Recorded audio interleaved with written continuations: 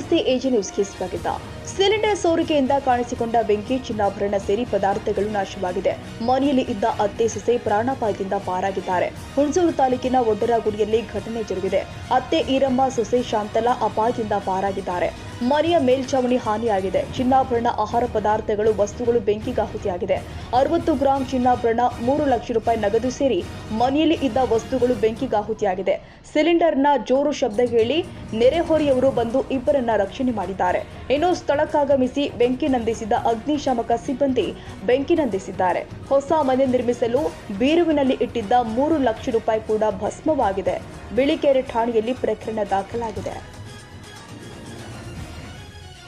ಕನ್ನಡಿಗರ ಮೆಚ್ಚಿನ ನಿಮ್ಮ ಎಜೆ 24/7 ನ್ಯೂಸ್ ಕನ್ನಡ ವಾಹಿನಿ ಇದೀಗ ಟಿವಿಯಲ್ಲಿ ಲಭ್ಯ.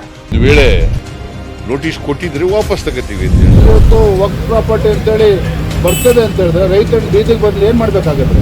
ಯಾರು ವೋಟ್ ಹಾಕಲಿಲ್ಲ ಅಂದ್ರೆ ಗ್ಯಾರಂಟಿನೆಲ್ಲ ಸ್ಟಾಪ್ ಮಾಡ್ಬಿಡ್ತೀವಿ.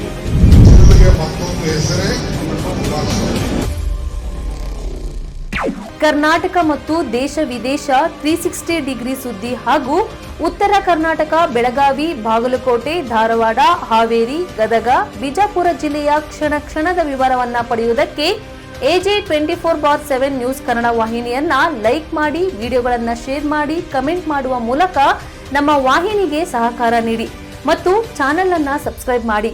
ಧನ್ಯವಾದಗಳು.